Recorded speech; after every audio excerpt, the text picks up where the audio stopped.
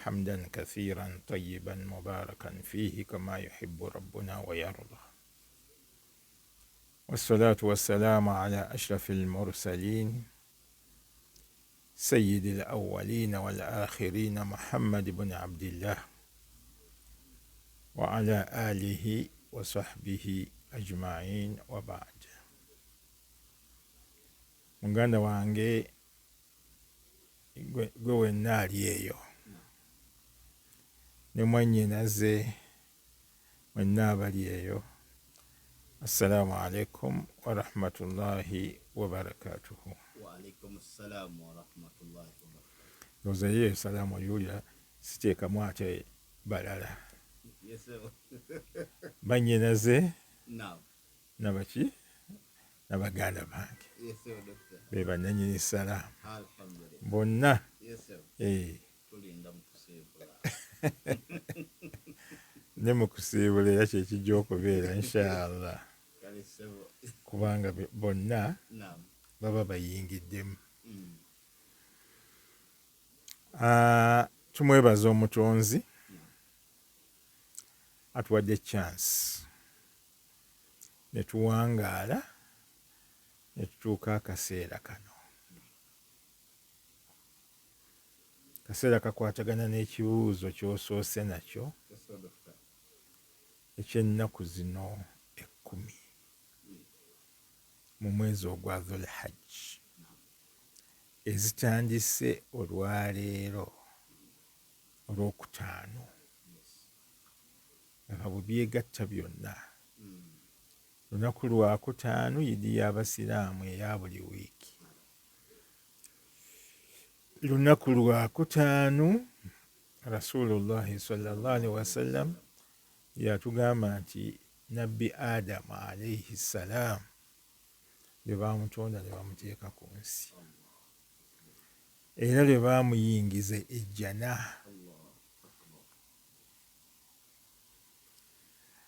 Lunaku lwakutaano oluli nti lwa njawulo nnyo. Nabbi sallallahu alaihi wasallam yatugambirako nti akthiru salata alayya, muyitirize nnyo nnyo nnyo okubeera nga mukola ki, munsabira munsaalira olunaku luno olw'ejjuma. Okay. Luno lwennyini olubadde osooka. Ne lukwatagana ne olunaku olukulu ddala olwa Dhul Hajj olusookera ddala. Mu nnaku 10 ezo ze boogeddeko awo, nannyini kibuuzo zaakola ki, zaabuuzaako kiki ekizirimu ekyenjawulo. Era gw'ogambye nti nze ndaba za bulijjo, Yeah. which is true, kuba zonna zirimu essaawa 24. Tewaliwo ki ssaawa yeeyongeramu. Okay. Zonna zirimu ekiro n'emisana. Tewaliwo nti nno waliwo ekiro n'emisana ebiri. From that angle bifaanagana, tewaliwo njawulo. Yes. Naye njagala nsooke omuganda wange oyo ampuliriza yenna oba mwannyinaze ali eyo, Yes, sir.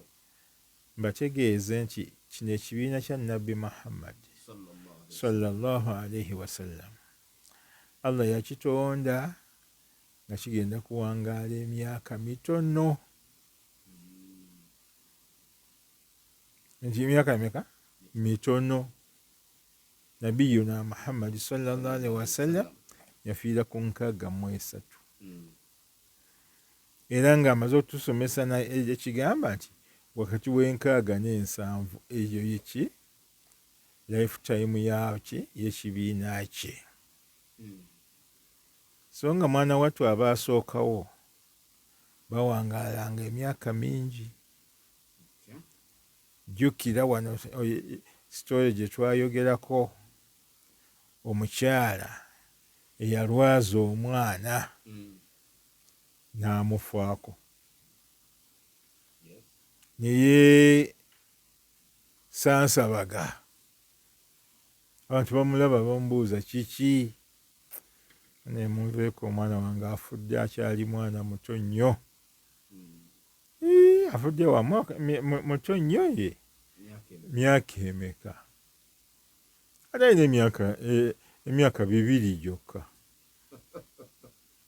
2 gyokka. Kwegamba ng'alaba omwana muto ddala. Emyaka emeka? 12. Ku guno omulembe tewakyaliwo asobola kuwangaala 200. Naye ye yalaba nti omwana afudde muto.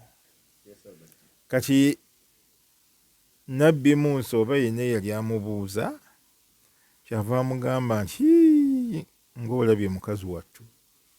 Naye waliyo ekibiina ky'abantu ekigenda okujja nga bba emyaka egyabwe bagenda kuwangaala wakati w'6 n'7. Kazi naga nti kiki? 6? 6 ku 7? Ne mmala mbeera mu abo. Nkola ki? Mbeera buli kaseera nkakozesa. Sikkiriza kubeera nga kampitako. Naye ng'ate ffe gy'emyaka gyaffe gye tuwangaala. Okiraba? Kati bali abaatusookawo bwe baba nga bawangaalanga emyaka mingi, nze naawe nabo tuvuganya kujja n'emu. Tugenda kuyingira mu ki? Mu jjaneegi emu. Of course.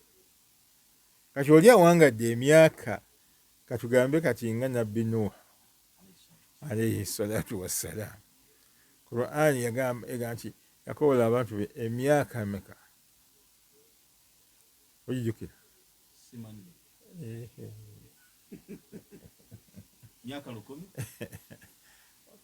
Yali abulako katono nnyo okuweza emyaka 10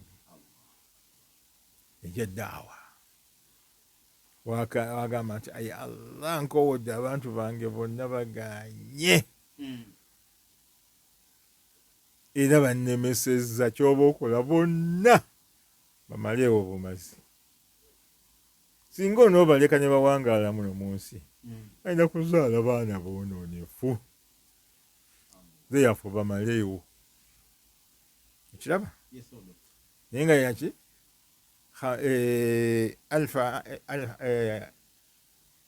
Ayegamba ekya?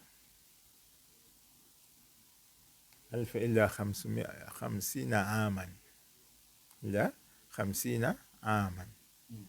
Myaka 1000 okuggyako emyaka 95 gye yawangaala. Kati nze naye nze ndi mu 6. Alright? Oba ffe ab'ekibiina kya Nabbi sallallahu alaihi wasallam 6 ku 7.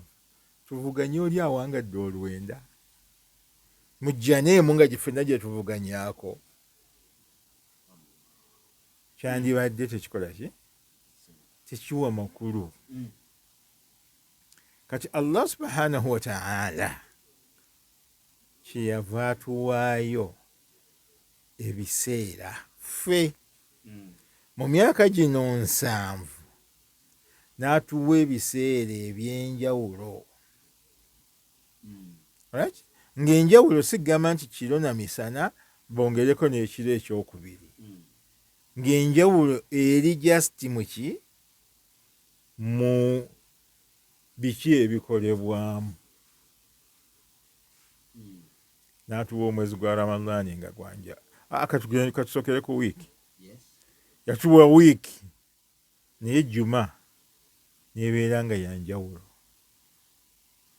Era nga yagiteekamu okubeera nti essaawa, mulimu essaawa gy'oba onoonyaamu. Kati eyo essaawa eyo yanjawulo nnyo. Bali balina obudde nga buwanvu, ebiseera biwanvu. Naam. Kati ffe abatabiina, abatagenda kuwangaala budde obwo tuyina chances, opportunities ze tufuniramu mu buli wiiki ejjuma. Ye neyo sigenze nawala nnyo, kale kansookere ku jjuma. Kuba nabiyuna Muhammad sallallahu alaihi wasallam atugamba nti nno ki ma baina aljumaa ila aljumaa kaffaratun lima bainahuma. Okuva ku jjuma okutuuka ku jjuma bw'obanga weekuumidde ku mulamwa, Allah akusangulako amazambi gonna g'okoleddewo. Right? Ne mu lunaku ennaku buli lunaku yatuteramu akaseera k'esswala, ate ako nga kanako kaki kanjawulo. Era okuva ku sswala okutuuka ku sswala n'atugamba nti atusonyiirawo. Okiraba? Mu myezi n'atuwaayo omwezi ogwa Ramadan nga gwanjawulo. Era nga bwe tukoleramu ebintu bye tukoleddemu bisasulwa era nga byanjawulo. Okiraba? Kati era mu myezi gino gyonna ate n'atuwaamu ennaku 10 ez'omwezi ogwa Dhul-Hajji. Okiraba? Wali mu Ramadan yatuwaayo ekiro ekya Laylatul Qadr, ng'omuntu bw'akikoleramu ibaada afuna ibaada ya myaka 84 almost.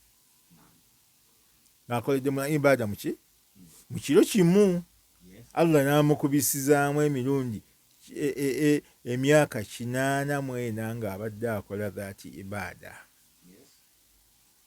Ndowooza ompulira. Kati ekyo ne kibeera mu Ramadan. Kati Allah n'alaba nti abaddu bange bano bagenda kuwangaala akaseera katono, kambongereyo bonasi omulala. Kuba wali ekiro kiyinza okuba nti bonna tebasobodde kuyimirira kiro. N'atuwa ennaku zino ezaki eza Dhul-Hajji, kuva nga lumu kutuuka ennaku z'omwezi 10, ezo n'abeera ng'azitaddemu bintu byanjawulo. Ibn Abbas radiyallahu anhu. Ibn Abbas kozi yani erinnya lye nakugamba gwe kati gwe ngenda okubuuzanga ebibuuzo wano naye olabika oyagala nnyo okunzirukaddukako. Oba Mayi Madina Mutonyi ayinza okunnyambako. Mayi Kaggwa gy'ali.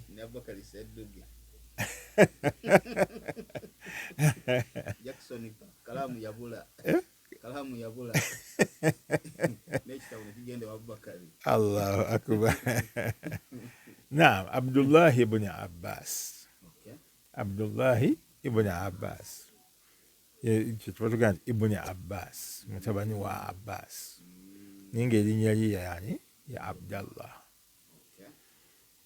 Kati Abdullah ibn Abbas oyo atutegeeza nti nabiyuna Muhammad sallallahu alayhi wasallam yagamba ma min ayyamin,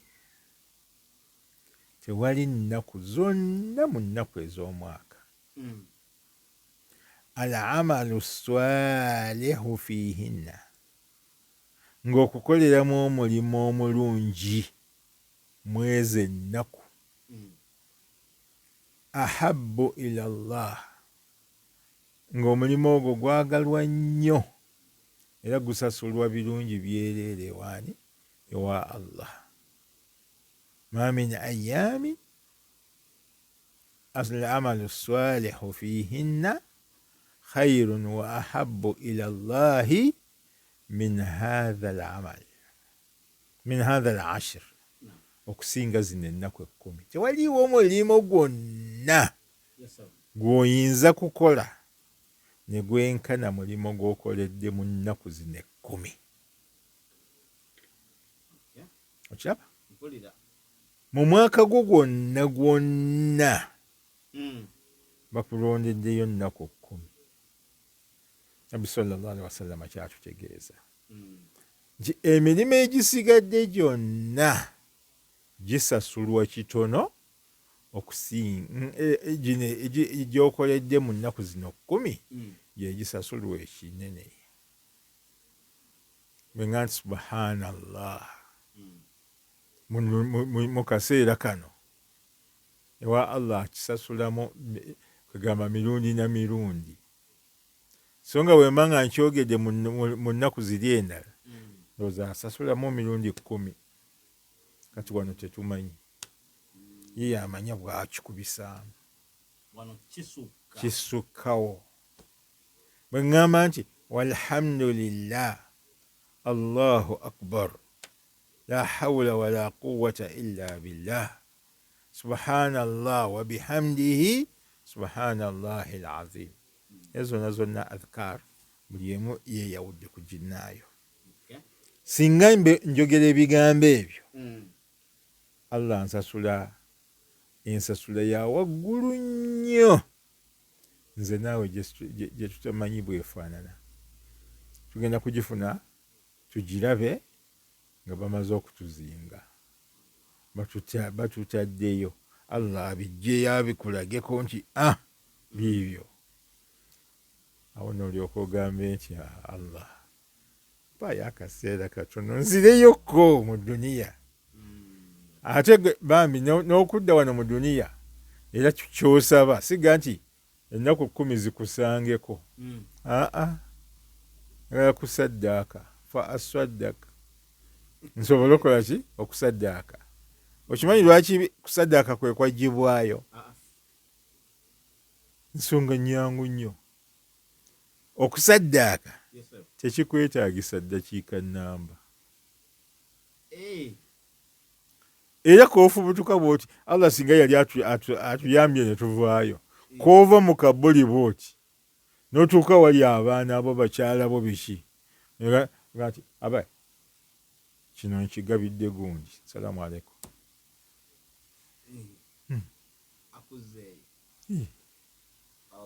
kigambo bugambo nza n'okujja n'obagamba nti mufulume mu nju nze enju njiwaddeyo nga swadaka nga wakufu ku muzikiti teweetaaga wuzu teweetaaga kiki kigambo bugambo kyokka kyovuga nti ya Allah nindirizaamu mmala okusaddaaka nsobole okusaddaaka mbeereko mu bantu abalongoofu nga bambi tekijja kusoboka okiwulira kati obulungi obuli mu nnaku zino tugenda kubulaba nga tumaze kuyingira mu kabuli okulabira ddala riyo singi ojja kukirabira wano nga bakutadde mu kabuli ate wa mu kabuli olukuteekayo ne bakulaga nti olaba ebirungi bino byaliwo mu nnaku 10 ne bikuyitako tunula gy'olaga nokulaba nga ofa bufi okiraba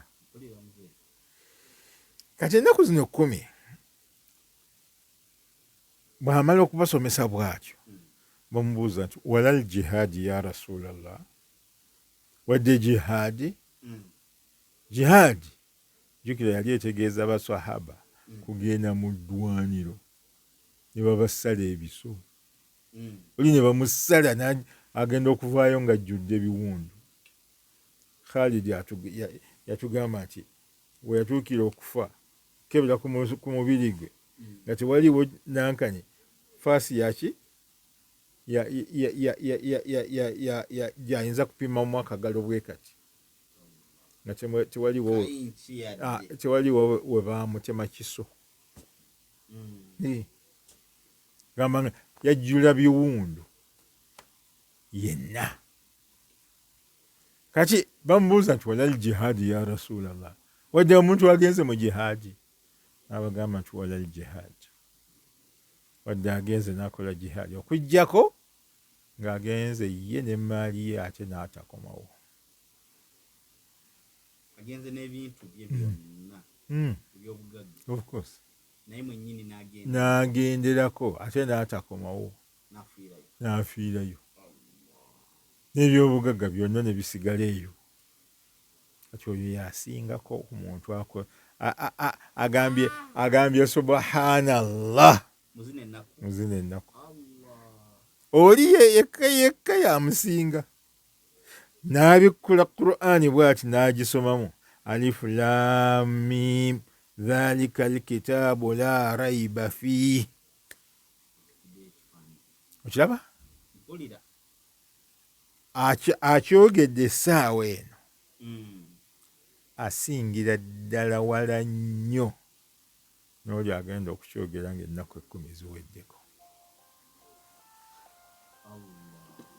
Tuli ffenna kwegamba zo zino ennaku Allah yaziteekamu ebintu bye ebyenjawulo ebirungi ebijjuddemu. Kati nabiyuna Muhammad sallallahu alaihi wasallam mu hadisi endala Ibn Umar ye gyayogerako kyaba agamba era yayogera ahabba wa afdalu ila Allah. Alright? Naye nayongerako nti fa akthiru fihinna, mu nnaku zino muyitirize nnyo. Alright? At-tahlil, okwogerako Allah la ilaha illa Allah wahdahu la sharika lahu lahul mulk wa lahul hamdu yuhyi wa yumit wa huwa ala kulli shay'in qadir. Kyogere emirundi gyonna gy'oba osobodde. At-takbir, Allahu akbar la ilaha illa Allah Allahu akbar walillahi alhamd. At-tahmid, ogamba nti alhamdulillah alhamdulillah, onagira alhamdulillah. Igundi gwe ng'ogezze ti alhamdulillah, ng'okozze alhamdulillah. Alright? Ebyo Rasul sallallahu alaihi wasallam yatukubiriza tubikole ki? Tubiyitirize nnyo. Kiraga nti zino ennaku zirinamu ak'enjawulo. Nze nawe bwe tuba nga tukkiriza ne katuyitako tuyinza obutaddayo kukafuna. Tujjako nga tugenze mu kabuli eyo gye tuli, ate nga gye batulagira nti bino bye mwasubwa nga tebikyangasa. Kyetuva tubeera nti tulina kukozesa kacyansi kano. Kyabuuza nti bulungi ki obuzirimu? Allahu akbar. Bulungi bungi nnyo, naye naffe tetusobola kugamba nti kano ke kalimu, kano ke kalimu, kano ke kalimu. Naye nga Nabbi sallallahu alaihi wasallam yatukubiriza okubeera nti tukoleramu buli kalungi konna. Okusoma Qur'ani bw'oba osobola, kwata Qur'ani osome. Kusiiba bw'oba osobola, tandika osiibe. Sadaka bw'oba osobola, toola saddaaka obeere ng'ogiwaayo. N'ebirala byonna tubeere nga tubikola ki? Tubikola ennaku zino 10 eza Zulhijja, kubanga zijjuddemu ebirungi ebyereere. Kati bwe tubeera nga zifaanaganako bwe zityo, nze naawe tuba tulina nnyo okwettanira ebirungi ebizirimu. Era gye nabaddeko jjo nga nsomesa, bagamba bino temubyerabira. Bwe tunaaba nga tukoze eki, tuyingidde mu nnaku zaffe 10, bino temubyerabira. Kinasookeddeko okubasomesa istighfar. Tesigamba nti astaghfirullah. Kigambo kyekyo kirimu ebigambo bingi nnyo. Astaghfirullah, kwegayirira Allah akusonyiwe. Kati omwegayirira nsonyiwe nze ampe empeera lwaki nedda. Ye Allah bw'atyo bwe yakola ebibye tebifaanana na byaffe. Gwe okumwegayirira n'akusonyiwa ate n'akuwa n'empeera. Kiraga nti ansonyiye kumpa mpeera. n'akuggyako ne biri byonna bye wali okola ebikyamu n'abikuggyako, n'akukyusizaamu n'abikuwaamu birungi byereere. Ye ebibye tebiringa bino byaffe bye tukwatakwata ne tubeera nti tulowooza nti bigenda kuggwaawo. Ebibye tebiggwaawo. Okuva lwe yatonda ensi abigaba okutuusa ensi lweneggwaawo, naye nga tebikendedde gy'ali, akyayina ebyobugagga bingi. Kati ffe tutega, olya ffe tutega ne tugamba kino kiri, kino kiri, baga nti gamba subhanallah, ngoga nti subhanallah, alhamdulillah, allahu akbar. Olunaku bwe lukya nze nensaala eswala zange nenza mu kigambo astaghfirullah paka kuziba. Allahu akbar. Kyokka eswala ng'ozisajja mulundi gumu zonna ozimazeeyo.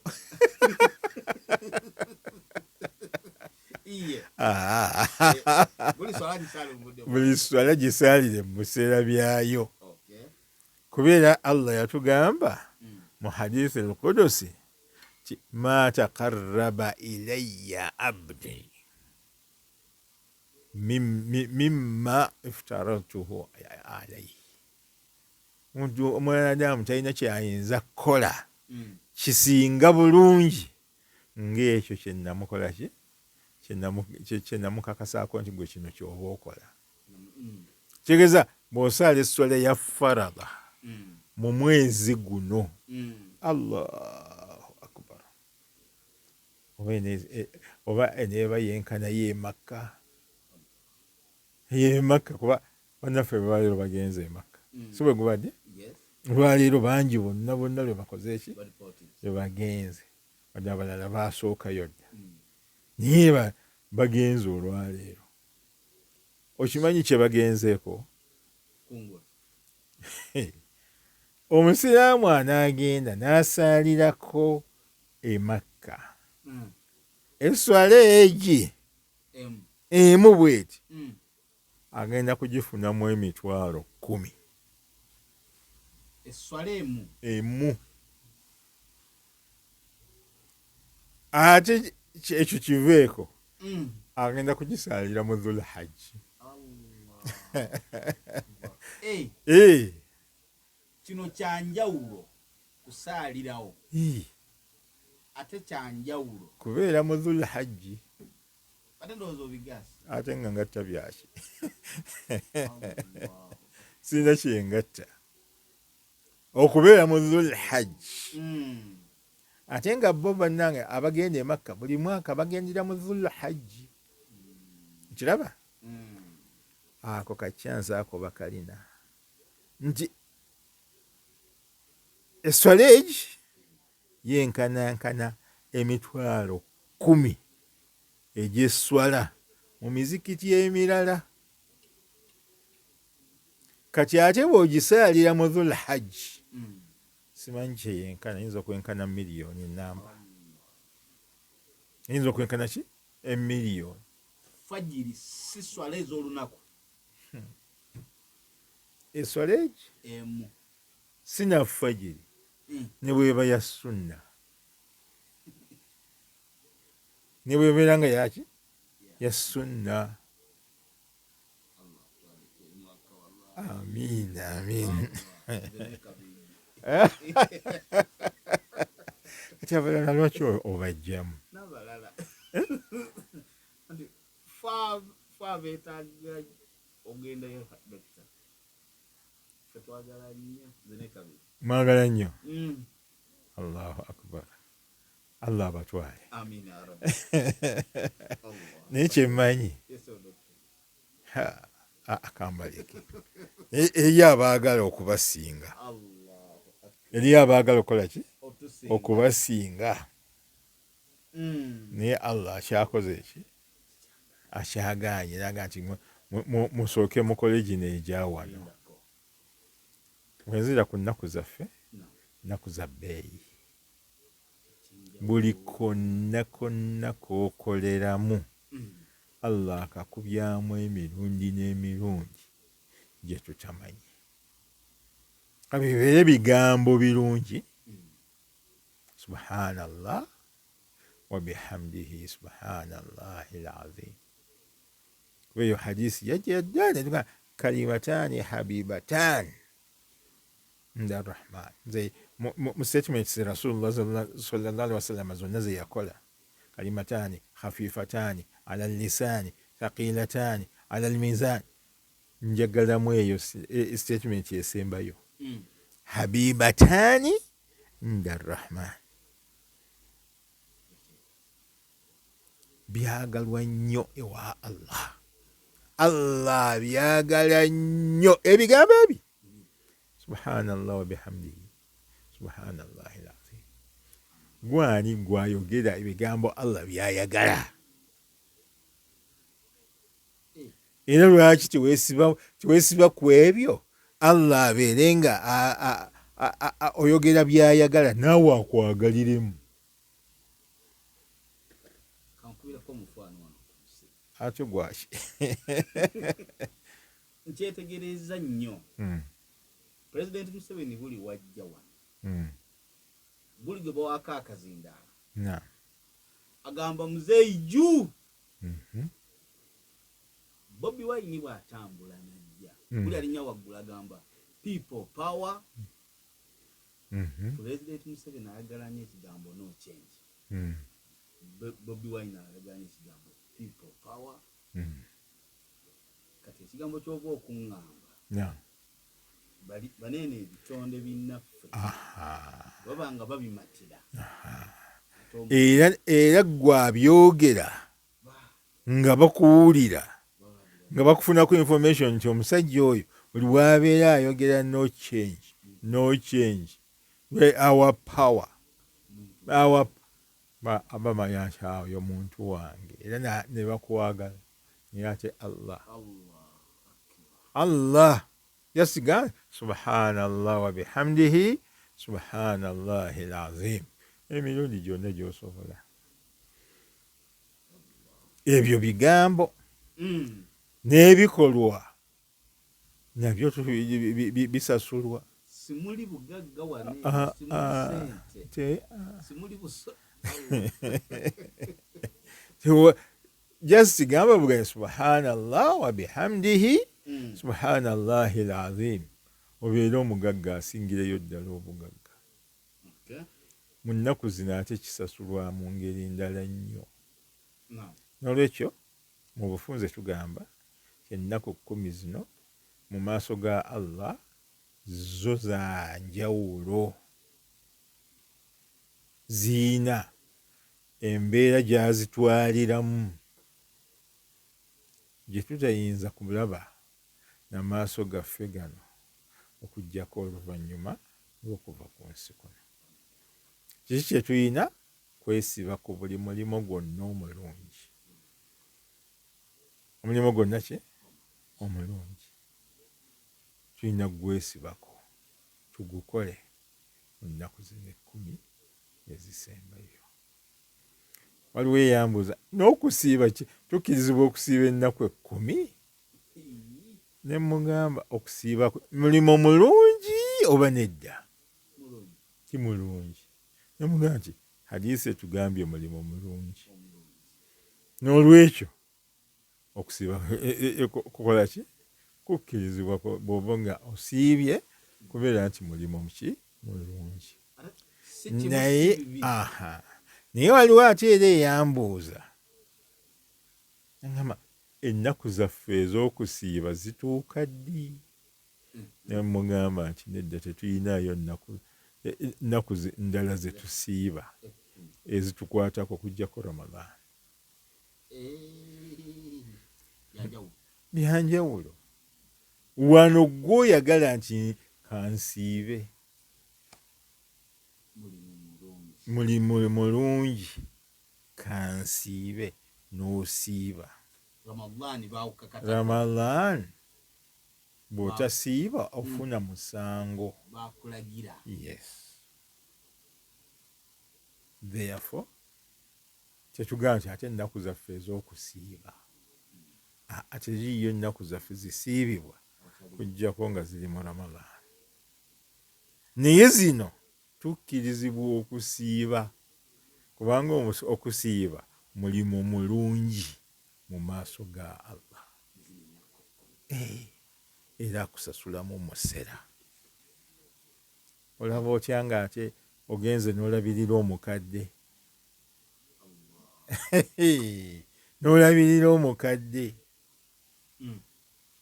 n'abeera nga eno nnaku 10 zino aziyitamu nga musanyufu. Allahu akbar. Ate mwana wattu mu 10 zino oba tosobodde kusiiba zonna, Mande, Olwokuna, ezo tezikuyitako. Naye ate olutateekwa kuyitirako ddala lwa Arafa. Leba natugamba nti enkya Arafa oba lunaku gundi Arafa, olwo buli omu talina kukola ki? Wangi olwa Arafa nawe luli mu nnaku 10 lwa 9 ng'ekumi tezinaba lwa 9 olwo lwati okulusiiba Allah akusonyiwa amazambi ag'omwaka omulamba gw'okoze. Mwaka mulamba n'agakujjako, n'akusonyiwa n'agali mu maaso gwegenda okukola omwaka oguddako. Just kusiiba lunaku lwa Arafa. Byebyo Allah bye yatuwa ebigenda okubeera nga ate bifuuka ensonga. Tusooke ne bali abaawangaala ennyo tubasooke mu jjana.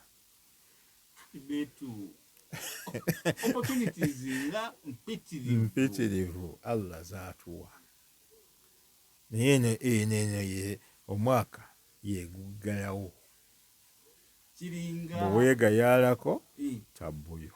Kiringa pulezidenti w'eggwanga otugamba nti kati ava bubwanjuba kati buli kimu ekya state akisookera wano kati ate tukiraba ku mulembe gwe. Kyekyo kyennyini. Nolwekyo twefeeko oba twekole ki? Twerwaneko. Zuukuke. Obudde tetuyinaayo bulala. Ekyo kiwedde.